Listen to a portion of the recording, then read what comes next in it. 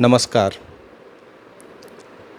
स्वस्थ लोकतंत्र में जितना स्वस्थ विपक्ष का होना आवश्यक है, उतना ही निष्पक्ष और स्वतंत्र पत्रकारिता का होना भी आवश्यक है।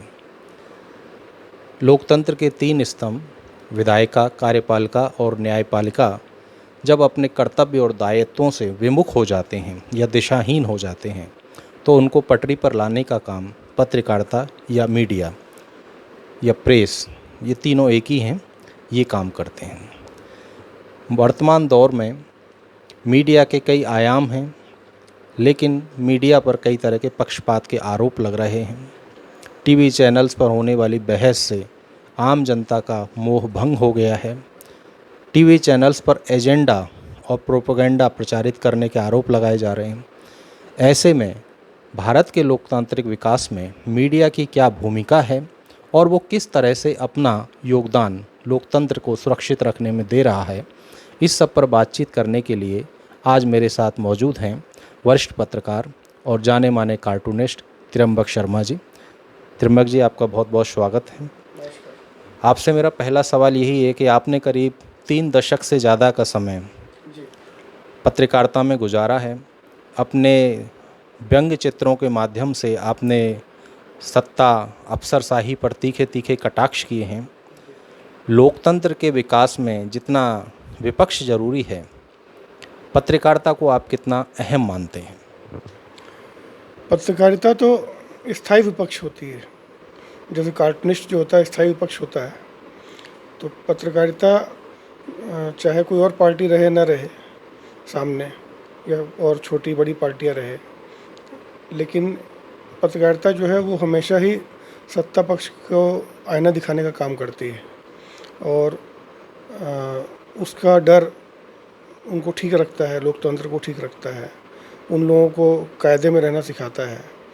क्योंकि एकमात्र चीज़ है जिससे उन लोग को डर होता है, वो है मीडिया में समाचार ना आ जाए, मीडिया में ये बात ना आ जाए, इसलिए वो बहुत सारी चीज़ें ऑफ द रिकॉर्ड करते हैं और डरते हैं, मतलब बोलने में। आमतौर पर ऐसा कई भाषाएं वो लोग बोल लेते हैं, लेकिन जब मीडिया होता है तो बहुत संतुलित हो जाते हैं, क्योंकि वो जानते हैं कि मीडिया जो है वो जनता तक पहुंचेगा और जनता उन पर, मीडिया पर ज़्यादा भरोसा करेगी। क्योंकि वो आजकल तो जैसे आपका ये मीडिया है, विजुअल मीडिया आ गया है, तो ये तो साँच को आँच नहीं वाला है, तो प्रत्यक्ष दिखा देता है जो भी है। तो इसलिए आजकल जितने वायरल होते हैं वीडियो, वो सब उसी के कारण होते हैं। लोकतंत्र को लेकर के आम जनता में बड़ा भ्रम है।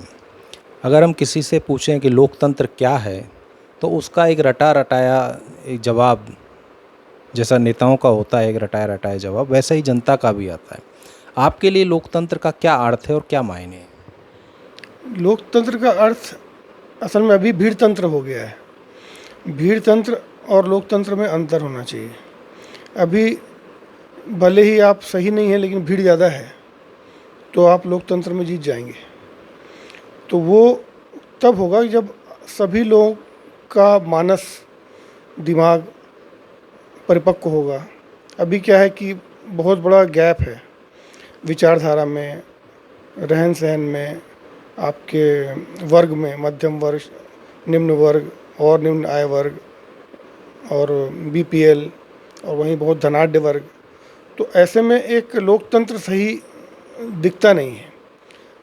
लेकिन हमारा देश इतना बड़ा है, क्योंकि हमारे देश इतना बड़ा है कि कई देश उसमें निकल जाएंगे, तो इसलिए वो हमारे यहाँ थोड़ा सा बहस का पात्र बन जाता है। क्योंकि भीड़ तंत्र जो है वो अगर वो गलत भी है और भीड़ उनके पास बहुमत ज़्यादा है, तो वही जीतेंगे। तो वो लोकतंत्र की जीत नहीं कहलाती आमतौर पे देखा जाएगा, अगर बैलेंस किया जाए तो।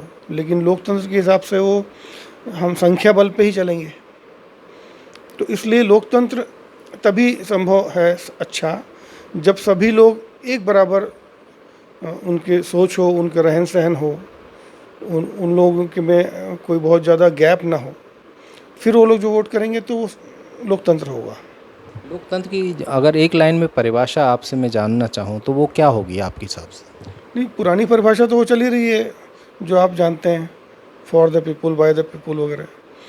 लेकिन लोकतंत्र का असली मतलब जो है वो यही है कि जो जनता जो चाहती है, जनता के लाभ के लिए जो काम होना चाहिए और जनता के पक्ष में ही काम होना चाहिए और उसमें उसका जनता का हित शामिल होना चाहिए, वो जो कार्य है वो लोकतंत्र, उसमें स्वतंत्रता भी है और उसमें बाध्यता भी है। लेकिन अभी हो क्या रहा है कि लोकतंत्र में हमें बोलने की आज़ादी तो पता है लेकिन कर्तव्य पता नहीं है, तो वो बैलेंस बिगाड़ रहा है। तो लोकतंत्र को परिपक्व होने में थोड़ा समय लगेगा। लोकतंत्र के सैद्धांतिक और व्यावहारिक दो पक्ष होते हैं। सैद्धांतिक तौर पर लोकतंत्र के जो पहलू माने गए हैं उनमें पहला है समानता, स्वतंत्रता, अधिकार और बंधुत्व, जो हमारे संविधान में भी व्यक्त हैं।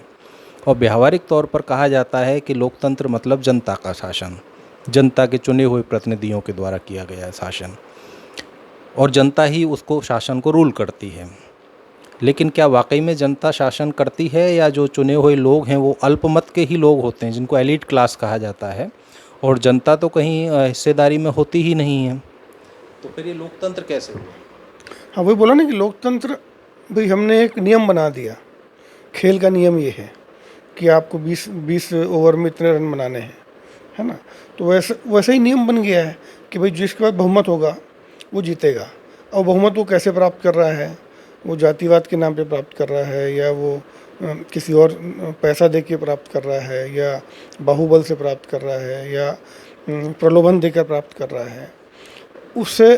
और फिर उसके बाद जैसे ही उसको प्राप्त हो जाता है वो जनता से दूर हो जाता है। 5 साल के लिए वो फुर्सत हो जाता है, वो 4 साल बाद फिर उसको फिर याद आती है। तो ये लोकतंत्र का सही रूप नहीं है।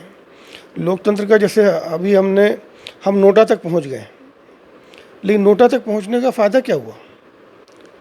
अगर नोटा आपके प्रत्याशी से ज़्यादा हो जाता है और आप उसको मानते हैं कि ये नोटा ज़्यादा हो गया है और बाकी सब प्रत्याशी गौण हो गए हैं और वो सब अब बाहर हो गए, अब वो चुनाव भी नहीं लड़ सकते, तब वो नोटा का महत्व होगा।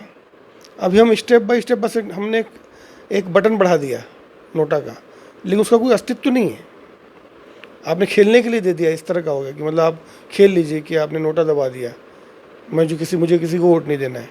लेकिन या तो उसके वोट माइनस होने चाहिए सब लोगों में से, और या तो अगर वो ज़्यादा हो जाता है तो वो जितने भी लोग प्रत्याशी हैं वो पूरे बाहर हो जाना चाहिए और फिर से नए प्रत्याशी आने चाहिए और फिर से चुनाव होना चाहिए।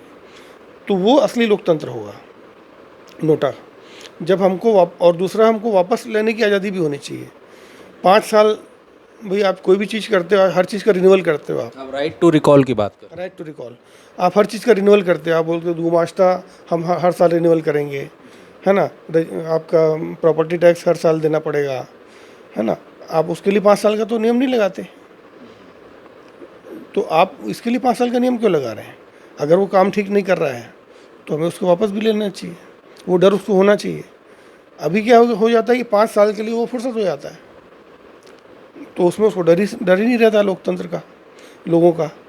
फिर चौथे साल में फिर वो पैर पड़ने आ जाता है।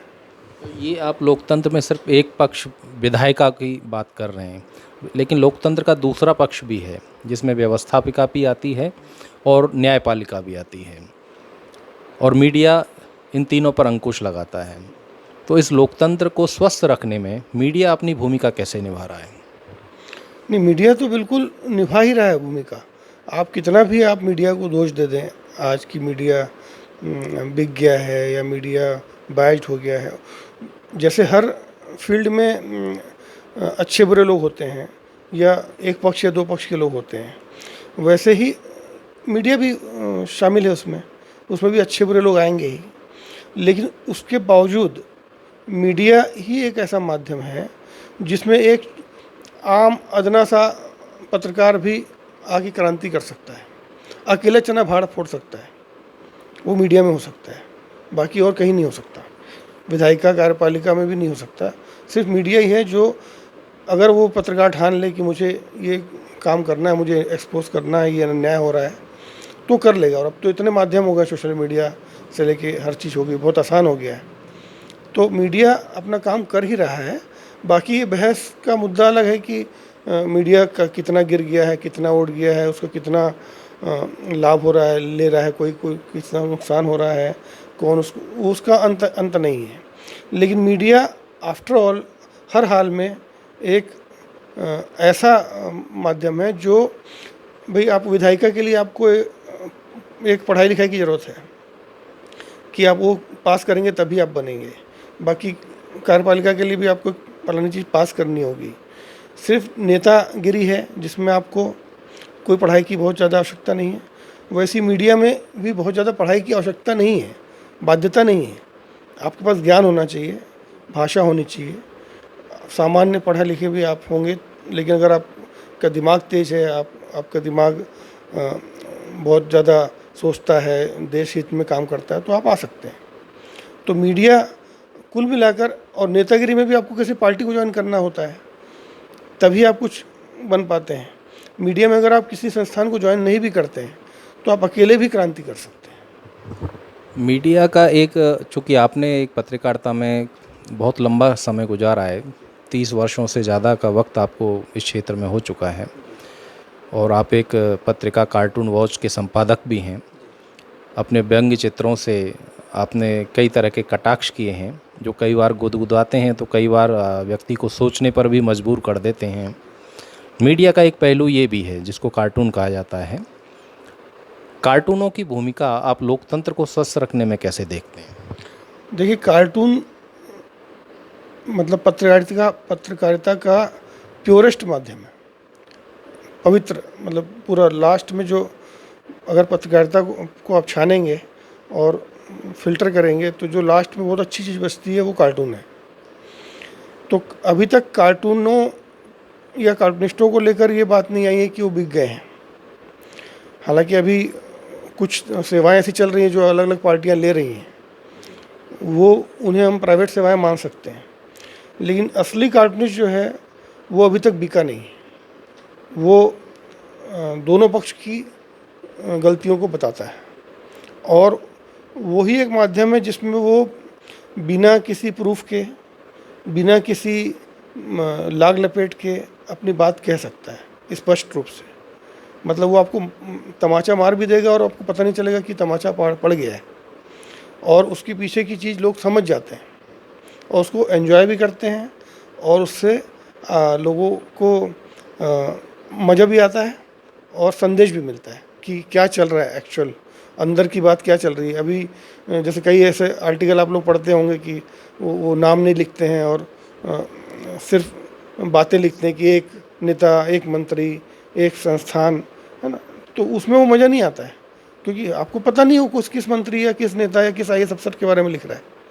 लेकिन कार्टून में जो है वो उसका चित्र बना देता है और उसकी कहानी बता देता है, और सामने वाले को जिसका ऊपर बना है उसे भी बहुत ज़्यादा हाँ समझ में आ जाता है, लेकिन उसे क्रोध नहीं आता उतना, जब तक वो बिलो द बेल्ट ना जाए।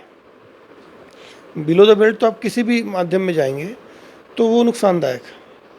जैसे हम व्यवहारिक भाषा में अगर हम बात कर रहे हैं और अभी हम गाली गलौज करने लग जाएं तो हम बिलो द बेल्ट हो गए, तो फिर हम आप हाथापाई में आ जाएंगे।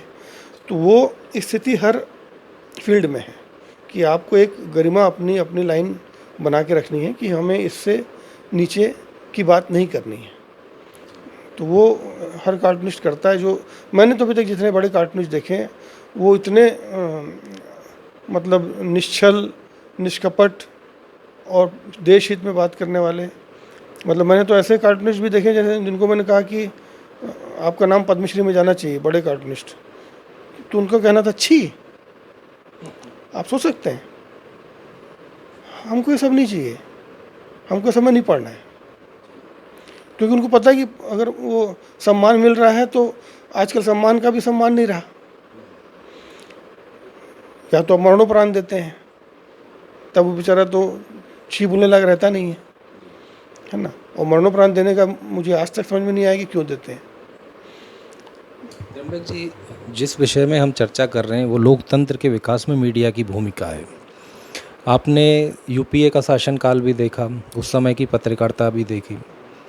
आपने 2014 में मोदी सरकार की भी के दौरान की पत्रकारिता देखी और अभी 2019 की भी पत्रकारिता आप देख रहे हैं, कितना अंतर मानते हैं कि 2009 के समय जो टीवी चैनल या अखबारों में जिस तरह की खबरें छपती थीं और लोकतंत्र को स्वस्थ रखने में वो अपना काम करते थे, आज की जो पत्रकारिता है या आज के जो टेलीविज़न चैनल हैं जो मुद्दे उठा रहे हैं, कितना अंतर आ चुका है? अंतर बहुत आया है, क्योंकि अब चीज़ें बिल्कुल परिभाषित होने लगी हैं कि आप किस तरफ के हो, आप हमारे साथ हो या नहीं हो, और बीच के हो तो फिर आपको बहुत ज़्यादा सपोर्ट नहीं मिलेगा। जैसे हम लोग बीच के लोग हैं, हम किसी पार्टी के नहीं हैं।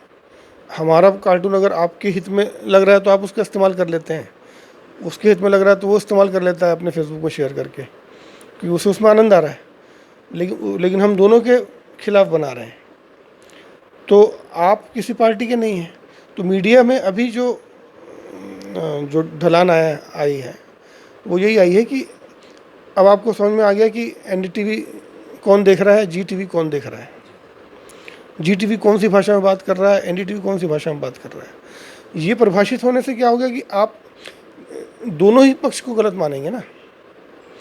आपको मीडिया ऐसा होना चाहिए जो संतुलित हो, परिभाषित ना हो। अगर आपको पता चल जाए कि आप किसके आदमी हैं तो फिर मज़ा क्या रहा। तो अभी स्थिति वही आ गई मीडिया में कि आप परिभाषित हो गए हैं कि आप किसके आदमी हैं, आप किसके लिए काम कर रहे हैं, और सीधी सीधी लड़ाई हो रही है, और सीधे सीधे आप किसी नेता के पक्ष में बोल रहे हैं, सीधे सीधे आप किसी की स्तुति कर रहे हैं और किसी की निंदा कर रहे हैं। आपका कहने का मतलब है कि मीडिया अब दलगत या राजनीतिक विचारधाराओं में बढ़ चुका है, और अगर ये मीडिया इस तरह से बढ़ चुका है तो फिर जनमत को प्रभावित किस तरह से कर रहा है, जनमत निर्माण में कैसे योगदान देगा? देखिए, अब क्या है, हर चीज़ के अच्छाई बुराई हर चीज़ की है। तो जनमत में दोनों अपना अपना रोल अदा कर रहे हैं। वो अपने अपने दल को फ़ायदा दिखा रहा होगा वो, लेकिन होता तो वही है जो जनता चाहती है। तो हमारे यहाँ की जनता बहुत परिपक्व है।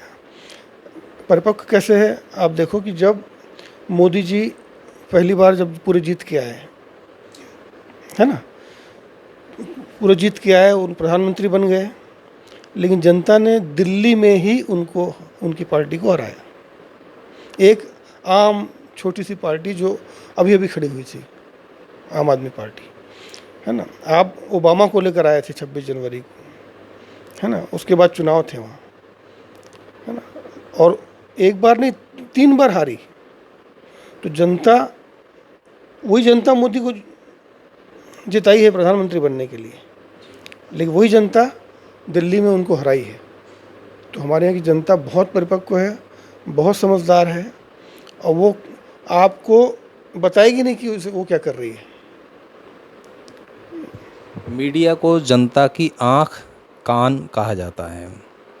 आपको कोई ऐसे उदाहरण अगर याद हो कि मीडिया में खबर आने के बाद या टेलीविज़न चैनल पर कोई खबर प्रसारित होने के बाद सरकार ने या प्रशासन ने या न्यायालय ने अपने किसी फैसले को बदला हो और जनहित के लिए काम किया हो, और उसका पूरा का पूरा श्रेय मीडिया को जाता हो कि अगर मीडिया ना होता या ये इशू ना उठाता तो जनता का ये मुद्दा तूती के नक्कार खाने की आवाज़ बनकर रह जाता? हवाला कांड जो था, हवाला कांड मीडिया का ही काम था एक। अगर हवाला कांड में कितने लोग बलि चढ़ गए, तो ऐसे बहुत सारे स्टिंग ऑपरेशन और भी बाद में हुए हैं जिनके मुझे नाम याद नहीं है, लेकिन वो उसका कारण हुआ है, उसके कारण लोग गए हैं। मी टू अभियान चला था, उसमें अकबर जो मंत्री थे वो चले गए, मोहम्मद अकबर, एमजे अकबर, मोहम्मद अकबर, एमजे अकबर, उनका मंत्री चला गया, मंत्री पद। तो भाई जो भी अभियान जो चल रहा है वो मीडिया का मतलब सिर्फ टीवी मीडिया नहीं है। मीडिया का मतलब है जो फैल रहा है, चाहे वो सोशल हो, चाहे वो आप और मैं कर रहे हों, या सिर्फ व्हाट्सएप में कर लें या फेसबुक में कर लें। तो मीडिया का ही ये काम है कि स्टिंग ऑपरेशन बढ़े। उसके बाद हवाला कांड हुआ, फिर उसके बाद ये हमारे राज्य में ही जो देव जी का हुआ था, पैसा लेते हुए, नहीं तो वो मुख्यमंत्री बनने के दावेदार थे। तो वैसे ही अभी बहुत सारे हनी ट्रैप वाले कांड होते हैं, तो उसमें बहुत सारे ये सब मीडिया के थ्रू ही होते हैं, मीडिया ही उन्हें करता है और उजागर करता है।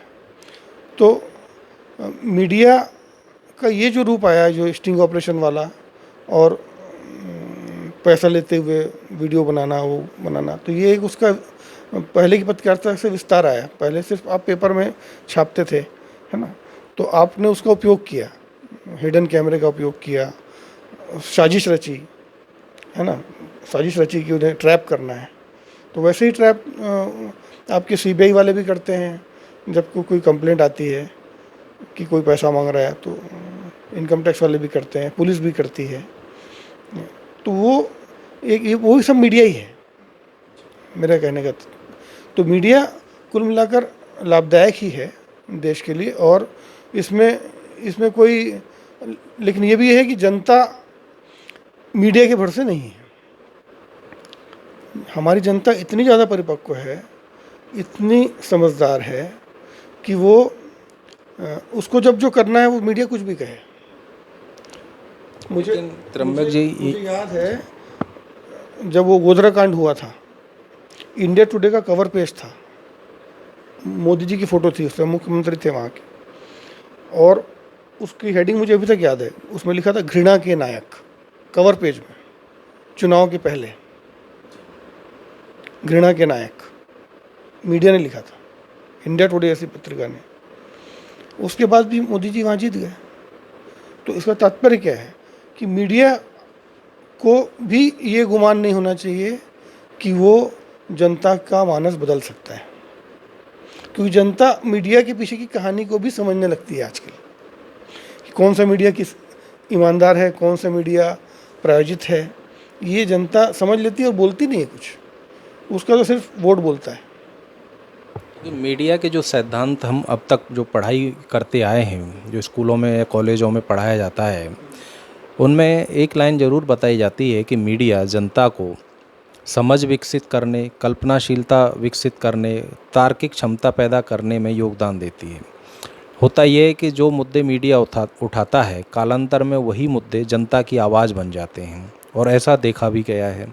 तो अगर मीडिया सिर्फ अपनी बात कहता और जनता उसको नहीं मानती है, जनता ज़्यादा समझदार है, तो जनता को तथ्यों को परखने, जांचने और उनका आकलन करने की जो एक कैपेसिटी जिसको बोलते हैं, मतलब दायित्व बोध कराना, एक जो ताकत दे रहा है, ये काम तो मीडिया ही कर रहा है। मीडिया तो कर ही रहा है ना, मीडिया दोनों चीज़ परोस रहा है ना उनके पास। भाई आपके पास दोनों तरह की मीडिया उपलब्ध हैं। अगर आप कोई आवाज़ उठवा रहे हैं तो दूसरा मीडिया उस आवाज़ को, जैसे आज किसान आंदोलन चल रहा है, उसको 6 महीने हो गए, ठंड में वो लोग बैठे थे, अब गर्मी में भी बैठे हुए हैं। तो उसमें मीडिया ने कितना पहले शुरू में शोर किया, अभी मीडिया बहुत कम दिखा रहा है ना। तो वैसे ही जब अन्ना हजारे बैठे थे, तो आप हर मीडिया दिखा रहा था उनको, बिना पैसे लिए दौड़ रहा था उनके पीछे। तो मीडिया ने ही उसको, उनको अन्ना हजारे वाला जो इवेंट था उसको मीडिया ने ही हाइप दिया। तो मीडिया बहुत अच्छी चीज़ है, अगर वो अच्छी चीज़ कर रहा है तो जनता उसको ग्रहण करती है। और अगर कहीं भी चालाकी हो रही है तो फिर 2 पक्ष हो जाते हैं उसमें, तो जनता को समझ में आ जाता है कि कौन सा पक्ष किसका है और किसमें उसको अपना समर्थन देना है। तो विचार तो देता ही है मीडिया का काम ही वही है, और मीडिया ही आपको जागरूक भी कर रहा है। मीडिया आपको आज जो पूरा कोरोना काल निकला है, अगर मीडिया नहीं होता तो इतने शांति से हो पाता क्या? क्योंकि आपको घर बैठे समाचार मिल रहा था कि आपको घर से नहीं निकलना है, वहाँ ये हो रहा है, वहाँ ये स्थिति हो रही है, मोदी जी लाइव आकर बोल रहे हैं, है ना। आप घर बैठे मीडिया के कारण निश्चिंत थे। अगर मीडिया नहीं होता, मान लीजिए पुराना देश होता हमारा, तो उस समय लोग भगदड़ में मर जाते, आपके अफवाह में मर जाते कि कोई आया, कोई भीड़ आ रही है, वो कोरोना फैला रही है, और कोई भी भीड़ आ जाती है और आपको मार वार के चले जाती है कोरोना फैला रहे हैं करके, तो आप अफवाह में मर जाते।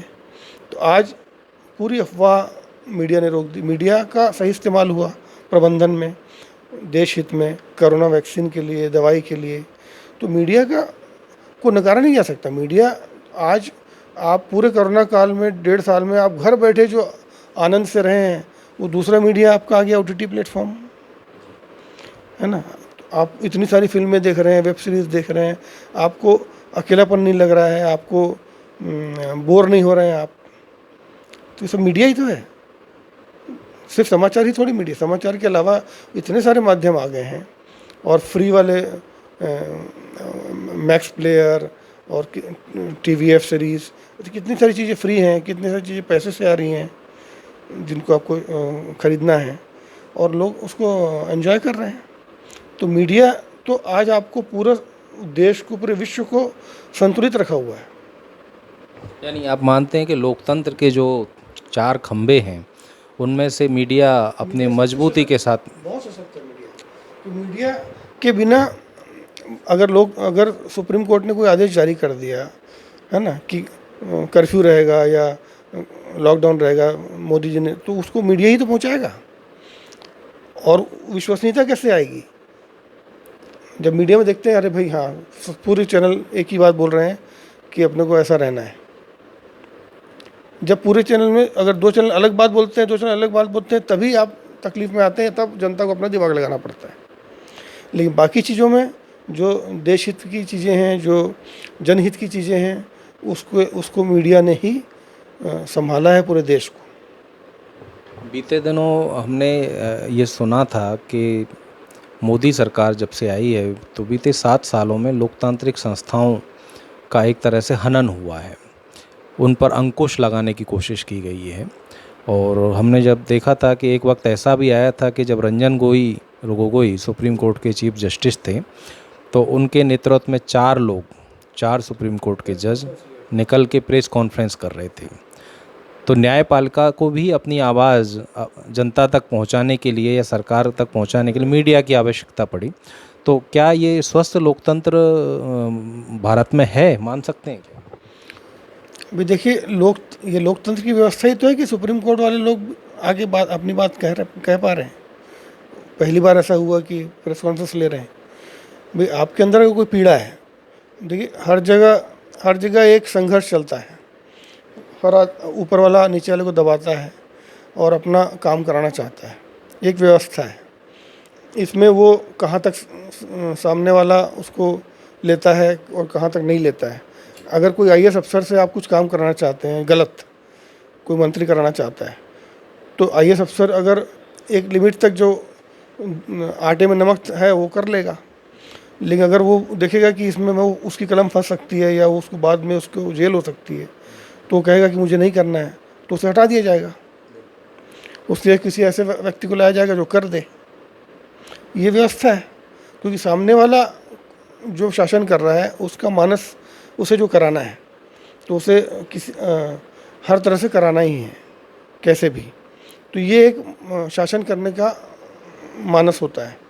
तो इसमें कहीं कहीं ऊंच नीच होती है, कहीं विरोधाभास होते हैं, कहीं आपका मिसअंडरस्टैंडिंग होती है, कई जगह हमारे मन नहीं मिलते, हमारे विचार नहीं मिलते, तो वहाँ विरोध होता ही है।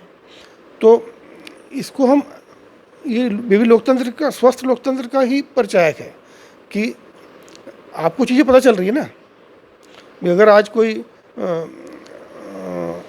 जस्टिस जो है वो सुप्रीम कोर्ट का रिटायर होते ही किसी उसको पद मिल जाता है, तो जनता को तो दिख रहा है और दूसरों को भी दिख रहा है। लेकिन वैसे ही यहाँ कई IAS रिटायर होते हैं और रिटायर होते ही पद मिल जाता है, और कई IAS रिटायर होते हैं और उनको हाँ नहीं, वो तो देश का ही हो गया, प्रदेश में भी होता है कि IAS रिटायर होने के पहले उनका कि नियामक आयोग बन जाएंगे, यहाँ के अध्यक्ष बन जाएंगे, है ना। तो वो जो काम के लोग होते हैं या जिनके संबंध अच्छे होते हैं उनको लोग रखना चाहते हैं। तो उसका तात्पर्य ये भी निकाला जा सकता है दूसरा कि इन्होंने उनका हित का काम किया होगा तभी उनको प्रसाद मिल रहा है। तो ये तो उसका विषय हो गया खोजबीन का, शोध का कि किस लिए दिया गया। त्र्यंबक जी, वर्तमान दौर में वर्तमान पत्रकारिता पर 2 बड़े आरोप हैं। मैं प्रिंट और इलेक्ट्रॉनिक दोनों की बात करूंगा। प्रिंट मीडिया पर आरोप है कि पुराने ज़माने में जब स्वतंत्रता आंदोलन चला करता था, उस समय अखबार छपने के बाद बिका करते थे और वर्तमान दौर में अखबार बिक कर के छपा करते हैं। ठीक वैसा ही आरोप इलेक्ट्रॉनिक मीडिया पर लगता है कि पहले खबरें छापने के लिए पैसे लिए जाते थे और आज खबर न छापने के लिए ज़्यादा मोटी रकम ली जाती है। तो मीडिया का अगर ये आरोप सही है, जो आरोप लग रहा है, तो इस विकृत रूप को कैसे रोका जाए और मीडिया को वापस मिशनरी और निष्पक्ष रूप, स्वतंत्र पत्रकारिता जिसकी हम बात करते हैं, उसमें लाने के लिए क्या किया जाना चाहिए? देखिए, मिशनरी व्यवस्था तो नहीं हो सकती है, वो कुछ लोग ही कर सकते हैं जो क्रांतिकारी लोग होते हैं।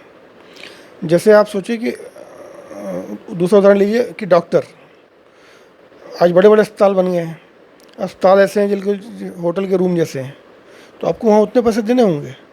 तो वैसे ही अखबार इतने बड़े बड़े हो गए, इतने बड़े बड़े चैनल हो गए, अब उनको लोगों की सैलरी निकालना है, पूरी व्यवस्था को देखना है, तो उन्हें प्रबंधन करना ही होगा। तो प्रबंधन में आप किस सीमा तक अपने आप को बैलेंस कर पाते हैं, हर जगह संघर्ष वही है। बिकने का तात्पर्य, भाई आज तो देखिए खिलाड़ी बिक रहे हैं खुलेआम 2020 मैच के लिए, और लिखा हुआ आता है वो इतने में बिका, जबकि हमारा जो पुराना मानस कहता है कि हमें ऐसा लिखा हुआ देखे कि हम मर जाएंगे। अगर कोई लिख दे कि त्र्यंबक शर्मा बिक गया है, तो त्र्यंबक शर्मा को लगेगा कि वो मर गया, क्योंकि हमारा पुराना मानस था। लेकिन जब विधायक बिक सकते हैं तो मीडिया क्यों नहीं बिक सकता? हाँ, तो वही बोल रहा हूँ कि बिकने का तात्पर्य क्या है कि आप उस क्षण, उस कालखंड में, उस समय में उस चीज़ को कैसे देखते हैं। कि मैं अगर बिक गया का मेरा मतलब होता है कि अगर आपने देश को बेच दिया, या आपने एक ऐसी काम कर दिया जो कहीं बम लग रहा है और आपने कहा कि नहीं हमें लगने दो, कहीं प्लेन हाईजैक हो रहा है, आपको पता चल गया, तो लेकिन आपने कहा कि पैसा मिल रहा है होने दो, मैं उसे बिकना मानूंगा। लेकिन व्यवहारिक रूप में जो काम हो रहे हैं कि आप विज्ञापन ले रहे हैं, आप उनसे उनका कुछ दिखा रहे हैं, वीडियो लाइव दिखा रहे हैं, उसका पैसा ले रहे हैं, तो ये एक व्यवहारिक पक्ष हो गया, क्योंकि उस संस्था को चलाना है। वहाँ पर भाई नेता आज 5 साल बाद उसके पास कितनी प्रॉपर्टी आ जाती है ना। आप अगर आज किसी भी IAS अधिकारी के यहाँ छापा मारें, उसके पीछे पड़ जाएं, या तो अकुत संपत्ति मिलेगी। छोटे छोटे अधिकारियों से को आप मारते हैं, उसके यहाँ अकुत संपत्ति मिलती है। नेता लोग क्या अकुत संपत्ति मिलती है, तो ये कहाँ से आ रही है? और सबको पता है, सब पूरी व्यवस्था वैसी चल रही, चाहे पार्टी बदल जाए,